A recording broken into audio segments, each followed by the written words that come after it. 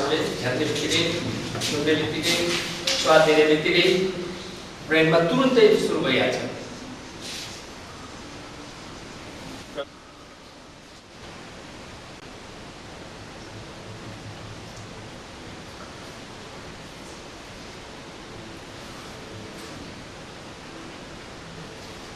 Alpha waves जब meditation द्वारा विभिन्न रिलैक्सेसन टेक्निकहरुद्वारा positive thoughts द्वारा जब ब्रेनमा हामीले अल्फा वेव्सको प्रधानता प्रोमिनेन्ट गर्न थाल्छौं, बढी अल्फा वेव्स चल्ने बनाउन थाल्छौं, त्यसपछि हामीमा चाहिँ एक प्रकारको एलर्टनेस पनि आउँछ अनि त्यहाँबाट क्ल्यारिटी पनि, मनको क्ल्यारिटी पनि आउँछ, कन्सन्ट्रेसन पनि आउँछ, मेमोरी पावर पनि बढेर जान्छ alpha वेव्समा।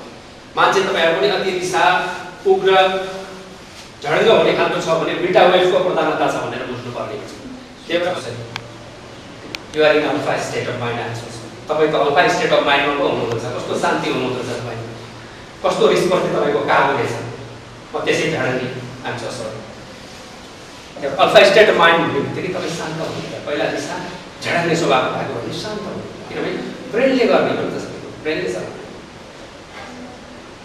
The mind drives the brain, brain drives the body. Mind को पछाडी पनि कन्सियसनेस को कुराहरु आउँछ। The soul drives the mind. धेरै भित्र छ त्यो हाम्रो कन्सियसनेस, त्यसले हामी जति उजागर गर्न सक्छौं त्यति नै हामीले मेन्टल स्ट्रेन्थ, मानसिक पावर हाम्रो बढेर जाने हो, हाम्रो पर्सेप्सन पनि बढेर जाने हो, हाम्रो पाँचवटा इन्द्रियहरुले समातेको कुराहरुलाई मिलाउनु पर्ने हुन्छ। मुख्य कुरा भनेको त BED भन्ने गरेको छु मैले, बिलिफ ब्रेन ब्यारियर हुन्छ। For example, Indians are cheater, European and Americans are intelligent, Nepalese cannot do anything great thing. यो के हो त भन्दा एउटा ब्यारियर जस्तो हाम्रो मस्तिष्कमा बिलिफ सिस्टम हामीले त्यस्तो राखिएको छ। त्यसले गर्दा सारा साइन्स प्रोग्राम्सहरुले जे कुराहरु लान्छ इन्फर्मेसनहरु, त्यसलाई त्यही चस्माबाट हेरेर चाहिँ हामीले त्यसलाई धारणा बनाउन थाल्छौँ। यहाँनिर हामीहरू सोच्छौँ। त्यही भएर scientists estimated that our brain receives 11 billion bits of information per second, but our conscious mind processes only 200 bits of information. हाम्रो जागृत मनले 200 वटा इन्फर्मेसन बिट्सहरुलाई मात्र त्यसले प्रोसेस गर्छ, कति गर्छ 11 बिलियन इन्फर्मेसनहरु हाम्रो इन्भाइरोमेन्टबाट, हाम्रो आँखाबाट, अनि त्यहाँबाट हाम्रो कानबाट, अनि त्यहाँबाट हाम्रो स्पर्शबाट सारा सेन्स अर्गनहरु इन्फर्मेसन गएको गई छ। तर कन्सियस माइन्ड जम्मा 200 इन्फर्मेसन, त्यही पनि त्यो ब्यारियर छ, त्यो फिल्टर छ, त्यहाँबाट हेर्छौँ सबैको, त्यसले जस्ताको त्यस्तै एज इट इज हेर्न सक्दैन ब्रेन हाम्रो। इन्डियन देखिले त्यो घटाइ हुन्छ, चोरै हुन्छ भन्ने छ, त्यो अनुसार मैले प्रोसेसिङ त्यसरी गर्न लाग्छ। तर अब जब हामीले साधनाद्वारा, जरुरी हो यो कुरा ख्याल गर्नु जीवनमा सबैमा, सबकन्सियस माइन्ड र सुप्रामेन्टल माइन्डमा हाम्रो दिनचर्या चल्न थाल्छ। त्यसपछि वात्तै मच टाइम प्रोसेसिङ टाइम बढेर जान्छ।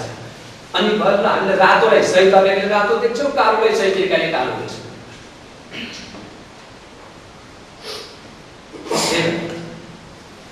त्यो ख्याल गर्नुपर्ने हुन्छ। बिलिफ सिस्टमले धेरै ख्याल गर्छ।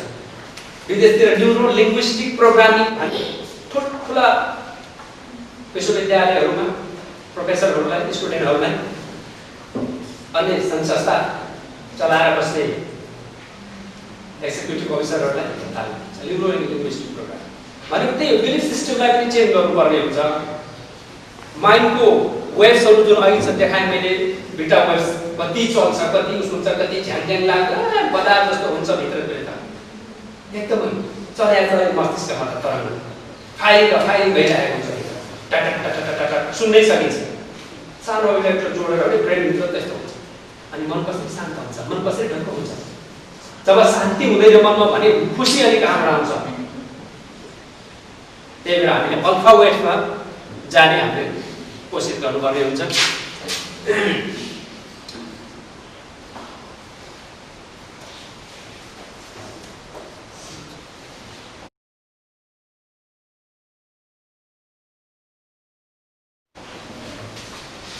र साधनाद्वारा मेडिटेसनद्वारा हामीले ब्रेनको वेभ्सलाई अल्फाबाट पनि अझै हामीले थीटामा लान सक्छौँ।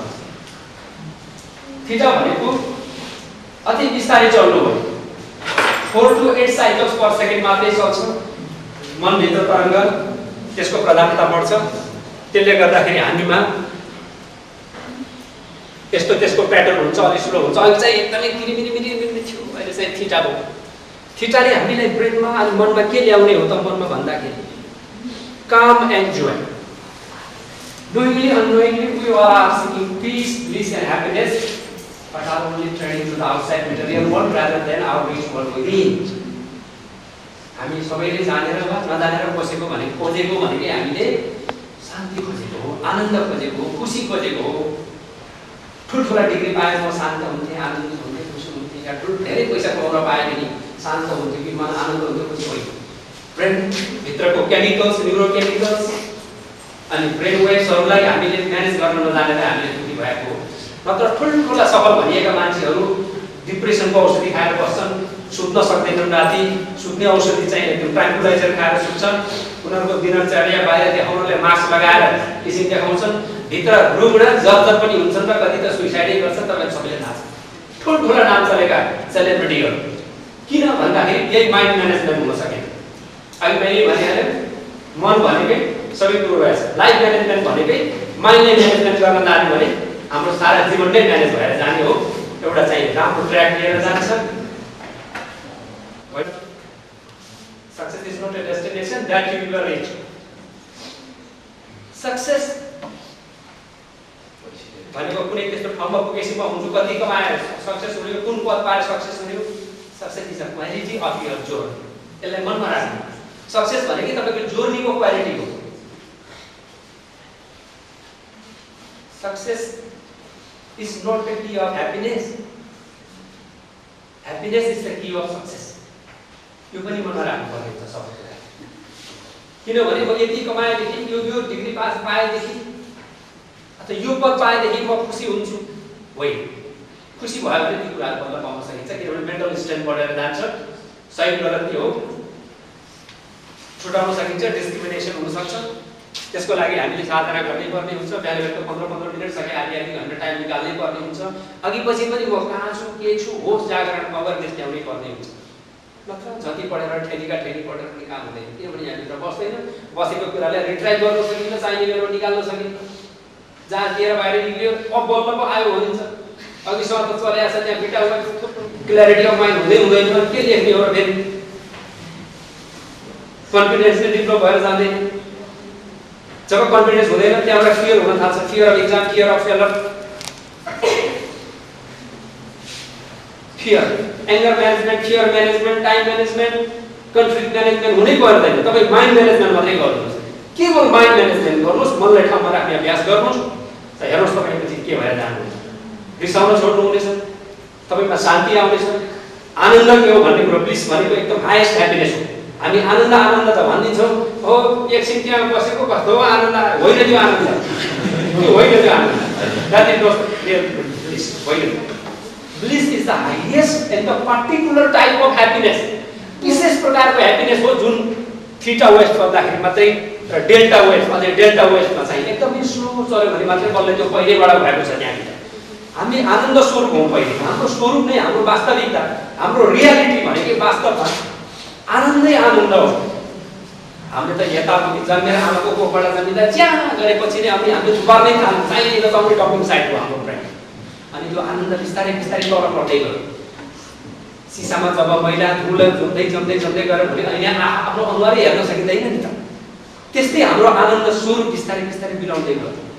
किनभने हामीले चाहिने नचाहिने यसो गर्नु, तैँले गल्ती गरेछ, यो सही गर भन्दा भन्दा भन्दा भन्दा भित्रको कुरो नै दबिएर गयो, सप्रेस हो, डिप्रेस हो।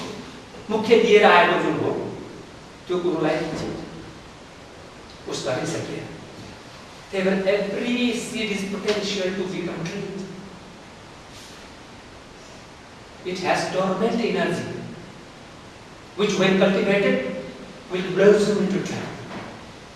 And every person is potentially divine. We have that energy within us. which when cultivated will become supreme, and meditation is the cultivation of that energy. जसले एउटा सानो रुखका विशाल वृक्षहरू त्यहाँ हुन्छ, प्रत्येक हामीहरूभित्र डिभिनिटी, देवत्व, शान्ति, आनन्द सारा कुराहरू हामीभित्रै छ, तर त्यसलाई कल्टिभेसन गर्न जान्दैनौँ हामीले। हामी केवल बाहिरी क्षणमा नासेको कुराहरूको पछाडि दुःख छ, थाहै पर्मानेन्ट ध्यानै जाँदैनौँ, अनि जाने बेला यस्तो जिन्दगी हो भनेर घाटमा जाने बेलामा मात्रै हामीले थाहा हुन्छ। त्यस्तो हुनु हुँदैन भन्न खोजेको, वास्तवमा हामी हुनु हुँदैन। हामीले समयलाई बुझेर हाम्रो मनलाई राम्रो बनाउँदै, मन राम्रो भयो भने शरीर पनि राम्रो हुनुहुन्छ। मैले अघि भने साइकोसोमेटिकको कुरा गरेँ, यसरी ख्याल गर्नुपर्ने हुन्छ।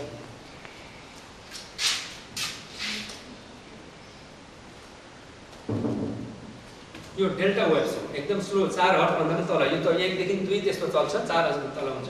त्यसले हुने भनेको नै ब्लिस नै हुने, आनन्द नै हुने, पार्टिकुलर टाइपको ह्याप्पिनेस। यो के गर्दा हुने हो भन्दाखेरि वास्तवमा मेडिटेसन अनि पोजिटिभ थिङ्किङबाट यो हामीले हुने। र सबैभन्दा ठुलो एउटा म थिङ्किङ इरर भन्छु त्यसलाई, हाम्रो थिङ्किङमै इरर भइदिन्छ। के भइदिन्छ भन्दाखेरि magnifying the negativity and minimizing the पोजिटिभिटिज।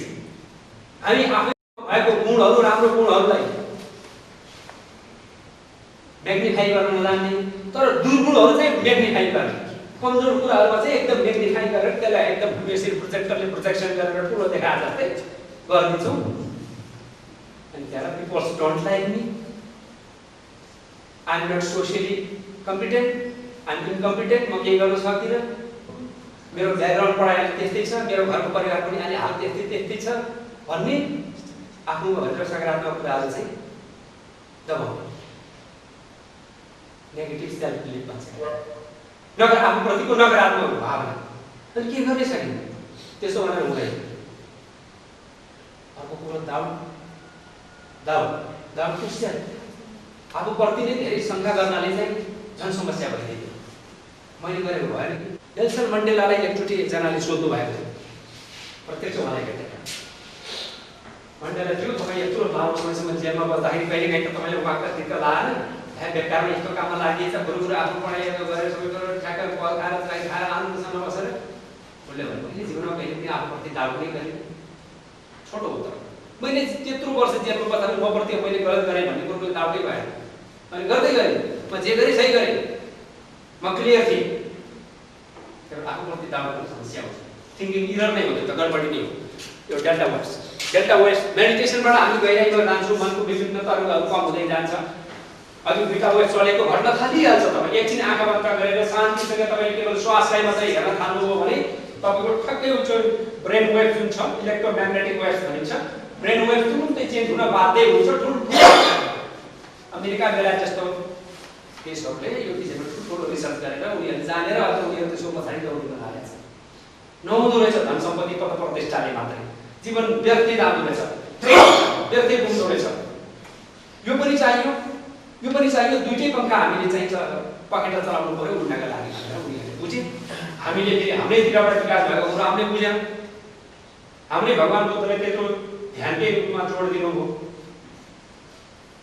धम्म भनेर, धर्म भने बुद्ध धर्म त पछि बनाएको मान्छे, धम्म भनेको मेडिटेसन, ध्यान, द रियालिटी, द वे, के गर्दा आफूलाई हुने हो, मेन्टल स्ट्रेन्थ, मानसिक पावर कसरी बढ्ने हो, अझै सोल, कि कन्सियसनेस, द स्पिरिटको कुराहरू छ अध्यात्ममा। मनभन्दा पनि पर विशाल अथाह सागर छ चेतना।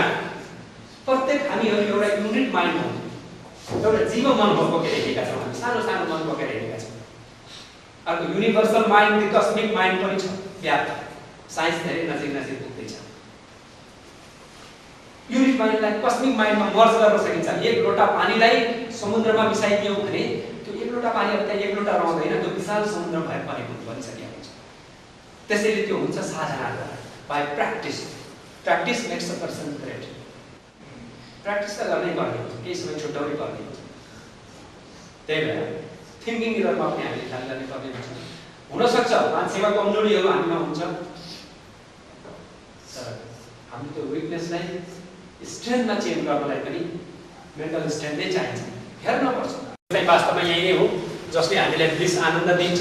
आनन्द भयो भने हामीलाई ठुल्ठुलो कुराहरू नासियो आउनु त्यो आउँछ, जान्छ भन्ने खालको भावभित्रबाट आफै आउँछ। मैले आफ्नो तर्फबाट होल एफर्ट दिएकै छु, त्यो मेरो हातमा छ। बनाउनेदेखि लिएर स्पेस क्राफ्ट बनाउँदाखेरि पनि विभिन्न म्यानेजमेन्टको कुराहरू आउँछ।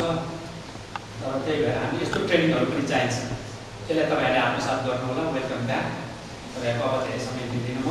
यो एउटा वर्कसप जस्तो पनि हो, यसमा मैले स्टुडेन्टहरूले नहुने the art of concentration, the art of listening, the art of observation जस्ता 3-4वटा कुराहरू हामीले कसरी कन्सन्ट्रेसन डेभलप गर्ने हो, हाम्रो लिसनिङलाई कसरी डेभलप गर्ने हो, अनि हाम्रो अब्जर्भ गर्ने जुन क्षमता हो, सामर्थ्य हो ब्रेनको, माइन्डको, त्यसलाई कसरी डेभलप गर्ने हो भन्ने विषयमा एउटा एन्सियन्ट टेक्निकहरू छन् जुन गुरु शिष्य परम्पराबाट आउँछ, जसले हाम्रो टोटल ब्रेन एक्टिभेसन गराउँछ, सारा मस्तिष्कको न्युरोन्सहरूलाई एक्टिभेट गरिदिन्छ, हाम्रो पुरा सामर्थ्य पोटेन्सियलिटीलाई विकास गर्नलाई।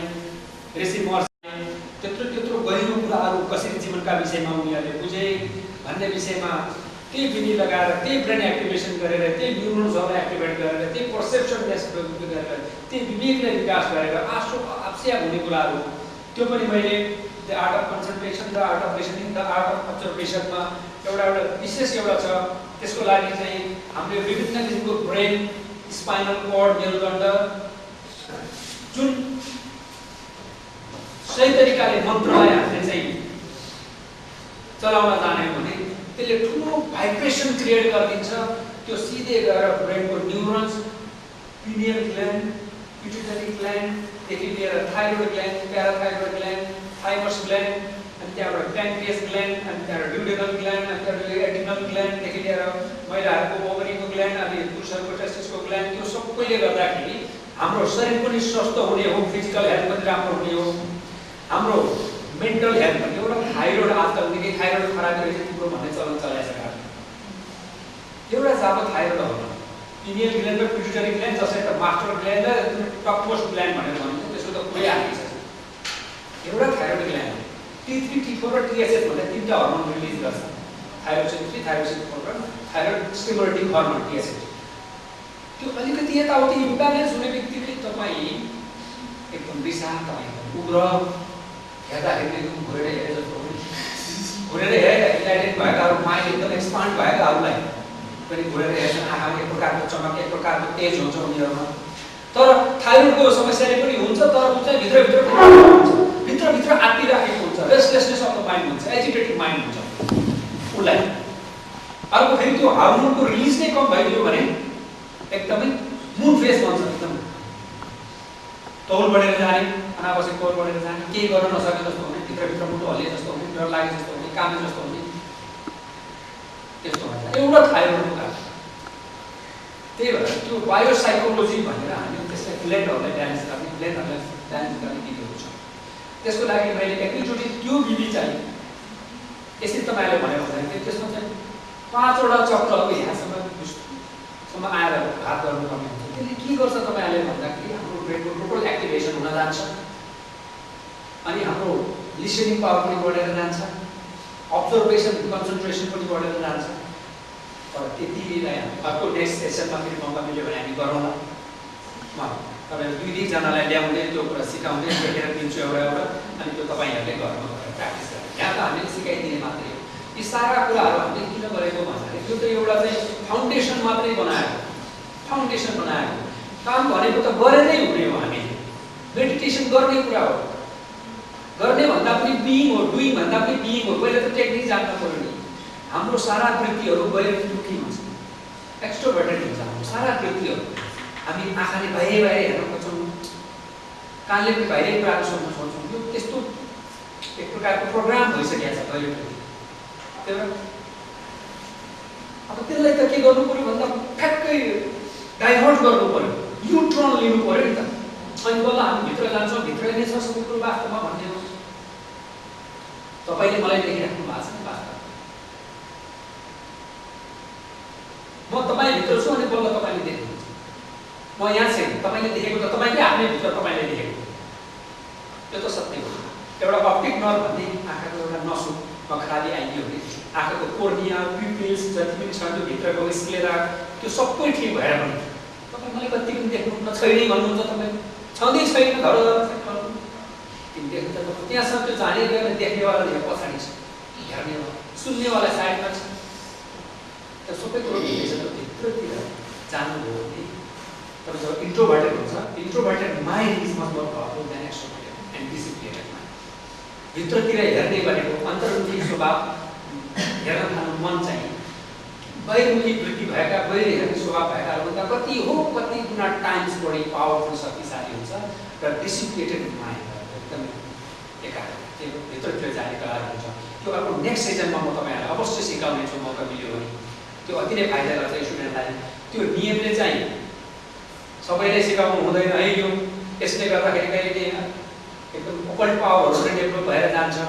माइन्ड स्टुडेन्टको लागि हेतुको लागि त्यस्तो भनेर अब त्यो हुँदैन सिकाउनु।